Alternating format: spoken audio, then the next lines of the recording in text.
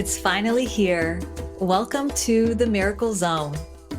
More than a podcast, this is a sacred space for visionary leaders and heart-centered entrepreneurs who are ready to take off the masks, set aside the roles, and step into the raw, magical truth of what it actually means to lead in these transformational times.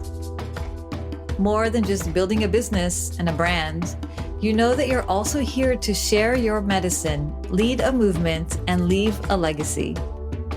If you've been craving next level conversations to get you to your next level, conversations that blend bold leadership, intuitive wisdom, and a touch of the miraculous, then you're in the right place. Because around here, we don't do things in a linear way.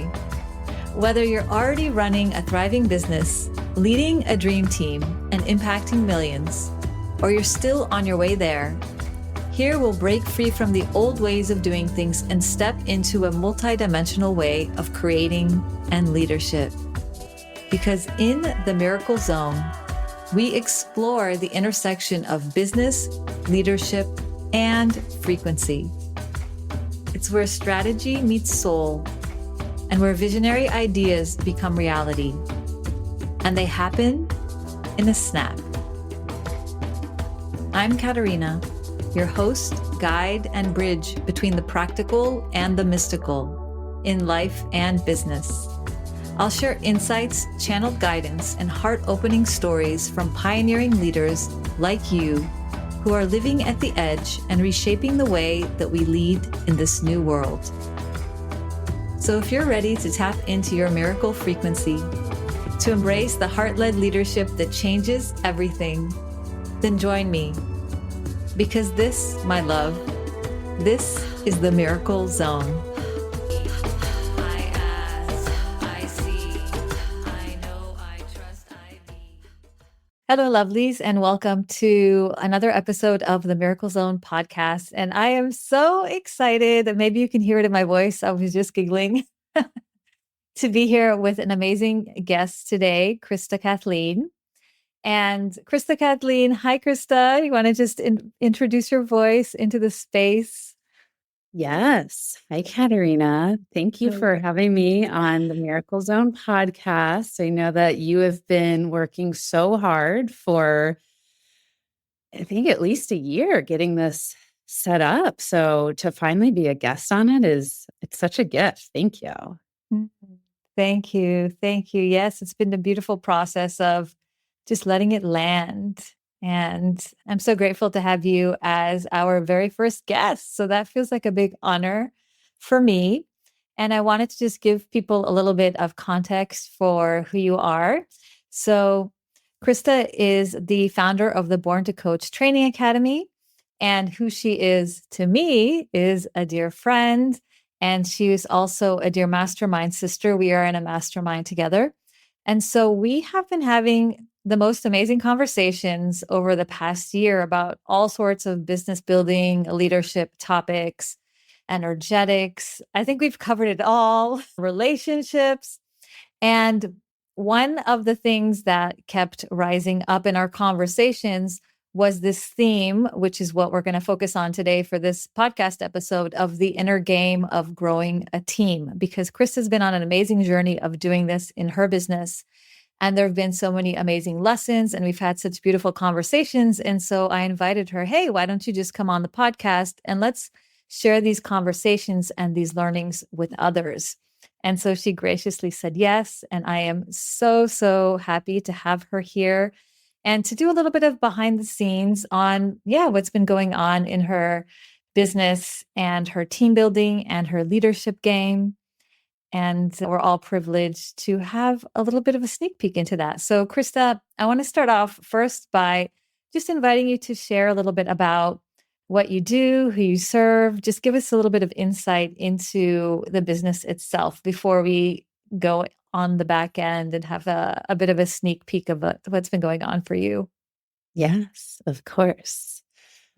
So I have been a practicing professional coach for 9 years now. Before that, I was a labor and delivery nurse and felt that that was not my higher calling and purpose in life, even though it was amazing attending thousands of births and bringing life into this world.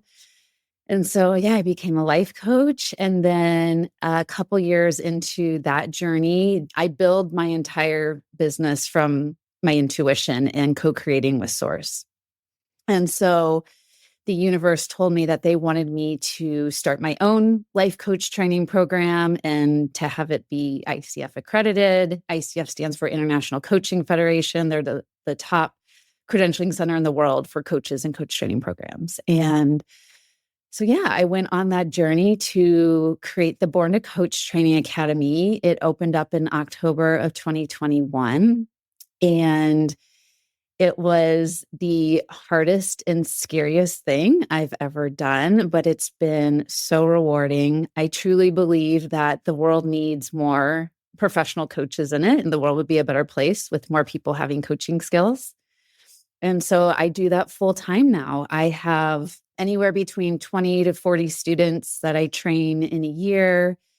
And we've graduated about 30 students now from all over the world and helping them to get their ICF credentials, getting their life coaching businesses off the ground. And I get to work from home all day, every day, which makes my cancer rising side of me very happy. I'm literally Same as me. I'm also Cancer rising. So like, here you are wrapped up in a blanket. I have mine here too.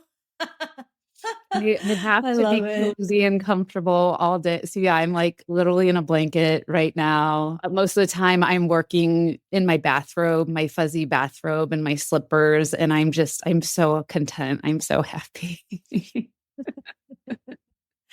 I love that. Well, thank you for getting dressed for me today, but you didn't have to. So, one of the things, Krista, that you shared and you said is professional coaching. And so, just for anybody who might not know what exactly that means, as opposed to just being a coach, can you just clarify what that means? Yeah. I mean, anytime you're a professional, you're getting paid for your work. So there's a lot of people out there who are calling themselves life coaches, but they're just like posting inspirational quotes on Instagram. And so I want to help people to really like become, set up profitable coaching businesses and do this work part-time and full-time and get paid really well, and to abide by a code of ethics. So the ICF code of ethics and the core competencies, which we teach, and to just show up in the world as a credible professional. And so a lot of times life coaches have imposter syndrome. And I find that when we don't take the time to get educated and trained and have the ICF credentials behind our name, that we don't really take our work seriously. And I see life coaches on the same level as therapists, doctors, nurses, lawyers. And, our work is very serious and very important that we do. And we deserve to get paid really well, especially when we take the time to put hundreds of hours into coaching hours and education and everything. So that's kind of like, what I think of the difference with like a professional coach versus someone who's just like wakes up one day, calls himself a life coach, maybe goes on Udemy and takes like a weekend course and is trying to become a six-figure coach from that place. It doesn't work very well. Yeah. Yeah. And as you're speaking, it's taking me back to when I did my certification. So I did mine almost exactly 10 years ago as well. And I actually did two of them as well. So yeah, I really believe in that. And I see in a lot of people, there's always that question, should I do it? Should I not do it? And I know that you're a beautiful resource if people have that question to reach out to and just explore that topic, whether they're new to coaching or maybe they're doing other things and want to incorporate coaching into it. So for anybody listening, don't be shy. Krista and her team are amazing. And I really wanted to, as I mentioned before, spend some time going a bit behind the scenes, because that's a big endeavor. It's like one thing to decide that I'm going to be a professional coach, and then another thing to decide, oh, I'm actually going to support others to do that. And a lot of my clients are setting up, certification programs, and also thinking about what schools, academies, institutes, parts of their legacies they want to build out. And a big part of that is always Oh, like if I'm going to that level, there's a certain level of mastery of the craft within me, but also the support structure that I need in place to be able to serve more people and to take them through a whole certification program and then other offerings as well. And one of the things that I love about you is that you have such high regard for the certification and the credentials on one hand, and you're also such a free spirit. I know you work also with energy, and you have a program also where you help people incorporate that into their coaching practice, right? And so you're very inclusive of all of the things without poo-pooing credentials. And so, in order to be able to hold all that, we need a team. And I know you've been on that journey this year. So, I'm just going to pause a little bit and maybe you can begin by sharing where you were when you were beginning and where you've gotten now in terms of actually building out that support structure of a team to help you deliver and increase your impact. Yeah. And before I answer that, I will say I struggled with this part of my identity, and maybe people listening can relate to this of I feel like I have a foot in both worlds here with there's a part of me that loves being involved with the International Coaching Federation and the structure and the organization that they provide for the certification part. And then there's this other part. And then the ICF has a really like strong corporate energy to it as well. And so then also I'm very spiritual. I'm spiritual AF. And I literally just got back from an ayahuasca ceremony last weekend, still processing everything that came through for that. But yeah, I have a Reiki level 1 and level 2 training that I offer. I do a lot of hypnotherapy and energy healing in additional to my life coaching. And I've recently started to develop my psychic and mediumship skills as well too. So I love that I can bring both of these worlds, the really spiritual world and then the corporate ICF world together into my program. Because I know there's a lot of people out there who want both of those modalities. And I used to feel really ashamed about that at first and being like, I don't know where I belong. I don't know where I fit in. And then I realized like, I don't have to belong or fit in, that I get to create my own category here and that there's other people out there who are looking for something like that too. Thank you for sharing that. I think that's so important. Mm-hmm. Yeah, definitely. Definitely. Okay. So then the team aspect. So, I mean, with any entrepreneur, when I first started the Born to Coach Training Academy in October 2021, it was me running the show for the most part. I did have my video editor and my YouTube strategist and my assistant, my virtual assistant that was helping me. They were the ones that were helping me when I was running my personal coaching business. And then I realized that I was building a company and that I was going to be supporting a lot of students and that I needed a lot more help. And so after 2 years of kind of losing my mind, I was like, okay, it's time to start building my team. And so I added in a support coach. So she was a graduate of my first class. And once she got her ICF credentials, she became our go-to on staff life coach, support coach for the students, and they get to do sessions with her every month. And I used to provide a lot of that support. And it was a lot for me to be mentoring and teaching my students and having to be their life coach at the same time. So that was one of the first things that I outsourced and delegated. And that felt really good. And then, yeah, she's still with us today. And then the next team member that I added on was a trainer. And so my trainer does the observed calls with the students, and each student gets 6 observed calls. And so when I was doing that, I was doing like, it was so many. It was like 30 to 50 calls a month. And it just like totally ate up my entire schedule. And so, yeah, now I have a trainer who does those calls for me. I trust her. She was a past client. She's also ICF trained as well. And the students just love working with her. And then the next person I just added onto my team a month ago is an ICF assessor. And he's a man that's located in Europe, and he grades the final performance evaluations for my students, which it's just a part of the job I don't enjoy doing. And I've really learned this past year, Katerina, of us being in the goddess mind with our coach, Jessica, is that I get to run a business from the place that I love. And if there's things that I think you actually said this quote, Katerina, that like, if I don't love doing something, there's someone else out there who does love doing it. Yes. And and realizing that was so freeing. And that I was like, okay, I have the money and the resources now that I can outsource the things that, yeah, I don't enjoy doing. And now I'm running a business from much more my zone of genius, and my students are getting so well supported, and it's a little bit more expensive, to be honest, but and I know we'll probably get into that a little bit more here, but yeah, I'm so happy, and I love having a team. Yeah, it's so great. I love that. So I wanted to reflect back something that really landed. It was like a jaw drop moment was when you said, there was a moment when I realized I'm building a company. Yeah.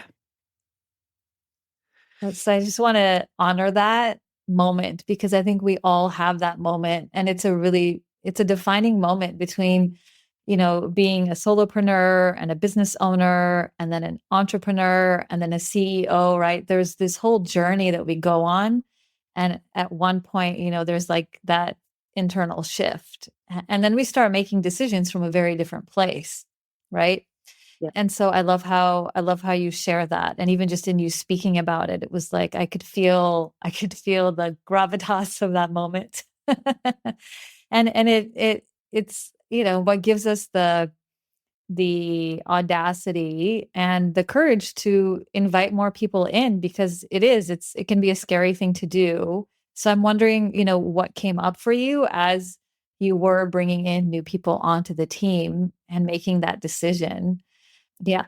Yeah, you're right. It's really scary saying, like, I don't have the capacity anymore to be doing all these jobs as the company's growing, and to trust someone to do a better job than you, and to let them, I mean, because this company, it's my baby, it's my life's work, and put sweat, blood, and tears into it. And so to find people to invite in and to trust that they can get the job done and that they'll be good for my students. It takes a lot of trust and a lot of surrendering and letting go. And it's definitely a big mindset shift. Yeah. Yeah. And also, what you alluded to before is it can be expensive, right? Yeah. Let's just talk about that openly that anytime we're bringing somebody on board, especially if they're going to be an ongoing hire and it's not just like a short-term project, we are taking a bigger risk financially. And also, we don't want to be, messing around with people. We build relationships with people on our team, especially, Cancer risings. Like we care about our people, right? So we want to make sure that we can continue to pay them and we're not going to be, they're in one day and all of a sudden, oh, sorry, just kidding, the next month, depending on how launches go and things like that. And that was actually one of the conversations that we were having that I thought would be really interesting to bring here is because one of the things that's so common to see is we have a certain profit that we're turning and then we bring a team on board and then we kind of have this uncomfortable adjustment period. And we were talking about like a calibration period before we necessarily see the profits go up from the added capacity and all of the efforts. And so oftentimes that looks like team in, profit down, and then it's like, what am I doing? What did I do? And so I love for you to speak a little bit into that, if you experience that and how you navigated that piece. Mhm. Yeah. So, Katerina, you and I were messaging about this back and forth on Voxer last weekend when I was at my ayahuasca ceremony. And so I'm glad we're talking about this, that I just recently met with my bookkeeper and I went over my numbers for the year to prepare for taxes. And we were looking at last year, I made the same amount of money the past couple of years, which is really cool to be staying consistent in that way. However, my take home profit this year was a lot less than it was the previous year. And we realized it's because I have a bigger team now and I have more support. But the funny thing is like I'm loving running my business and having so much fun and enjoying being in it now more than ever, even though I'm making less right now than when I was making more when I had a smaller and I was doing more things. So there is a price to pay. And I don't feel like it's going to be this way forever. I think it's just, I don't know about you, Katerina, but I found that anytime I up level in my business and I put in new strategies in place, there's kind of like it stalls. I feel like the income stalls for a moment while things are recalibrating. And so that's kind of where I have the biggest team I've ever had. I'm the most supported, but yeah, the incoming's stalling a little bit right now. But at the same time, like I'm paying all my bills, I'm paying all my team. I feel good. I feel good with where we're at. And I know that what was it that you told me? Do you remember when you messaged me about this? I felt like the advice was really good and it gave me a lot of hope. Mhm.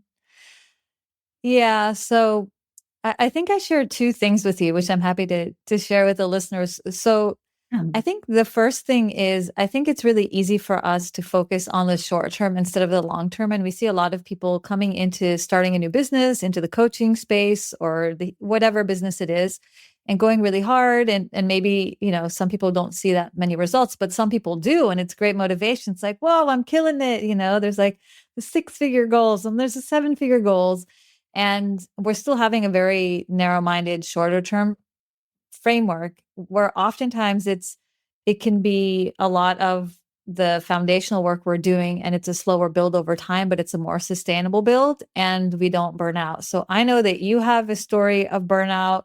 I know I have a story of burnout as well.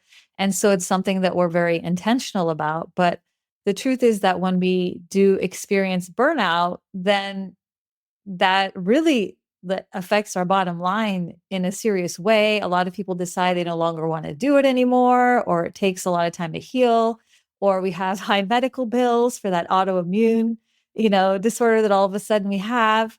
And so it can be costly in other ways when we're doing a lot of things ourselves. And so in our mind, we're like, oh, it's so much more expensive because, I'm bringing on a team and it means that I'll probably be able to do it for a much longer amount of time. I'll be healthier. I'll be more vibrant. I'll be in, what I call the miracle zone. The downloads will drop in.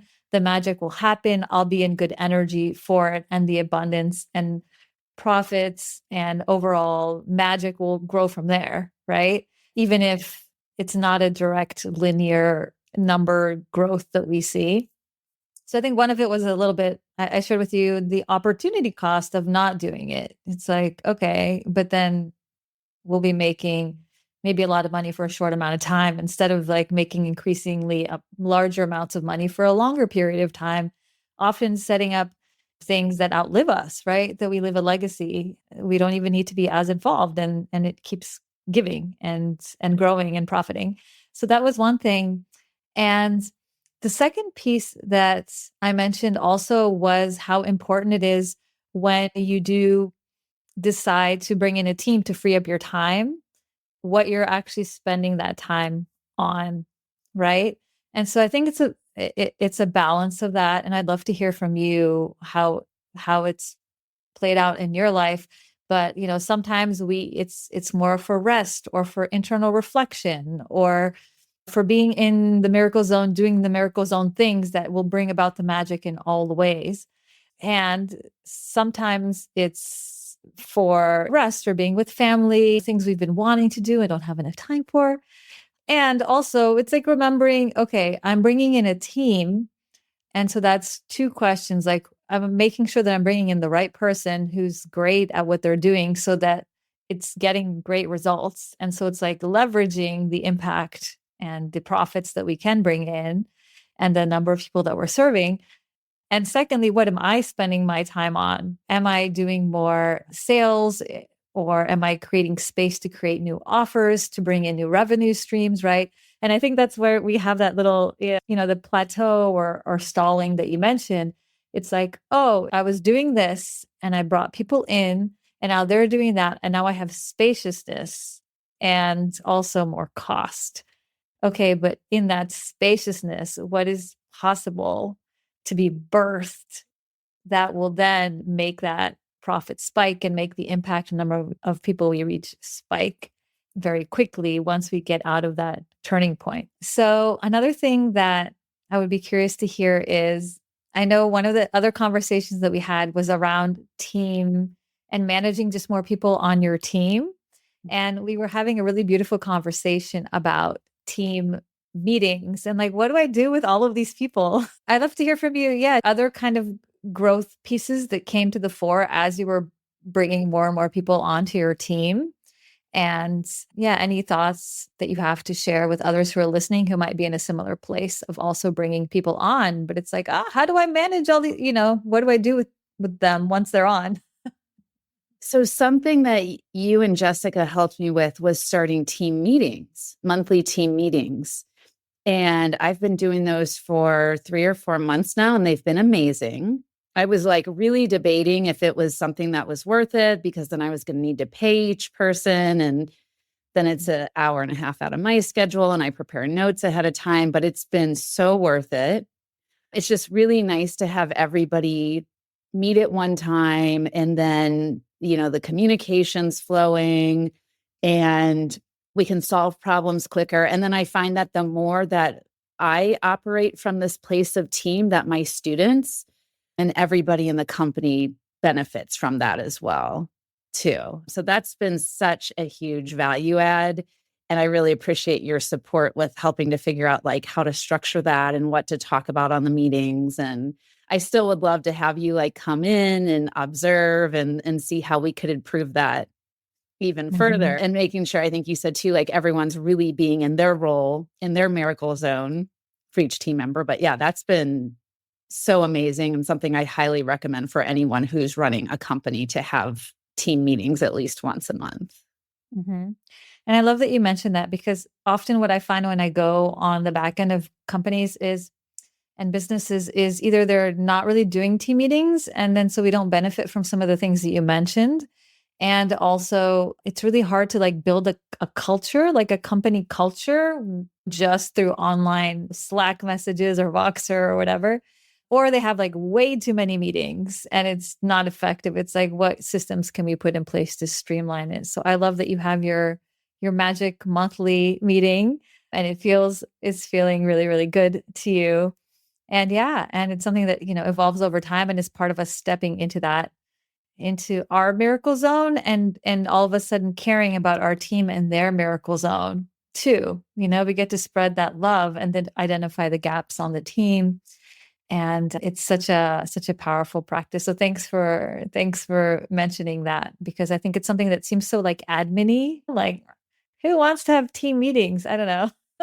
I The four lines. The yeah. 4 lines in human design, like me, are like, I love a good team meeting, but there's people who are just like, let's get it done, Yeah, I don't know. For me, it's super fun. And like, I could be running team meetings all day, every day. So yeah, there's probably I'm a Capricorn sun or my human design, but I think I think that's personally really fun.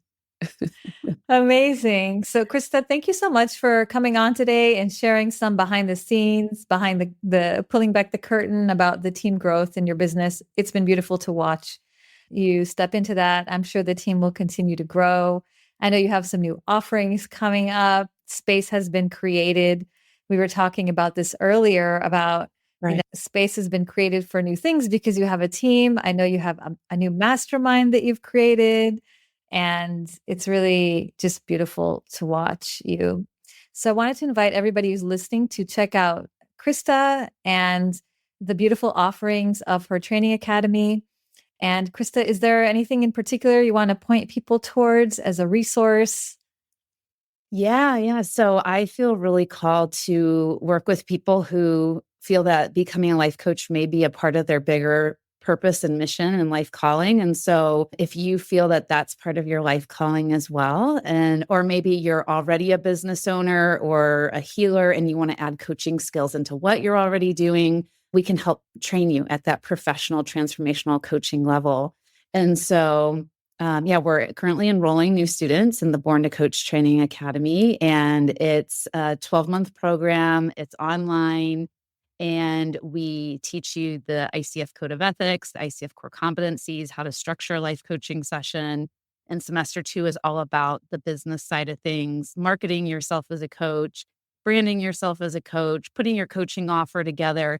And I find that 94% of coaches don't just offer coaching. They will usually bring in Reiki and hypnotherapy and consulting and teaching in addition to coaching. So we teach you how to bundle all of that together into a really juicy, amazing offer, and then to sell that. And we do a lot of practice selling as well too, so you can get paid what you're worth for your coaching and your gifts. And so, that's the Born to Coach Training Academy. And we also have an amazing in-person retreat in Sedona, Arizona as well, where we do cacao ceremonies, breath work, hiking, intuition development workshops. And so that counts for 25 training hours for the program. And then I also have a free gift as well. It's a get started life coaching checklist. And on this checklist, it tells you all the things you need to get started that are central right now with becoming a professional coach, building your life coaching business, and then things that you'll need to upgrade later on. I also have a coaching audio clip on there where you can hear me coaching a client. So if you want to hear what professional coaching sounds like. And then we have our life coaching structure and outline that we teach in the Born to Coach Training Academy in this gift too. So you can see what kind of questions to ask and how to set up a coaching session. Amazing. So you can check out all of the info for Krista and for everything that she just mentioned in the links. You can also check her out on YouTube. She has an amazing YouTube channel, and we'll include that below. Krista, thank you so much for making the time to come here today. It's been really juicy, really beautiful, and I just wish you all the best. And to everybody who's listening, I'll see you on the next episode of the Miracle Zone podcast. Thank you, Krista.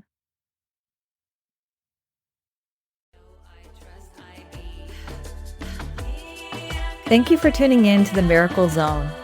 Don't forget to subscribe so you never miss a transmission. And if today's episode and conversation resonated, leave a review and share it with a fellow visionary leader. In the links, you can access my free Miracle Business Blueprint, the 7-part framework I use with my clients to create a thriving, scalable, and self-sustaining business that gives you more freedom, not less. Plus, you'll receive a guided process to identify where to focus first so you can spend more time leading in your miracle zone right away. Let's build the new as a collective for the collective. Together, we're not just creating miracles, we're living them. Until next time, stay in the miracle zone.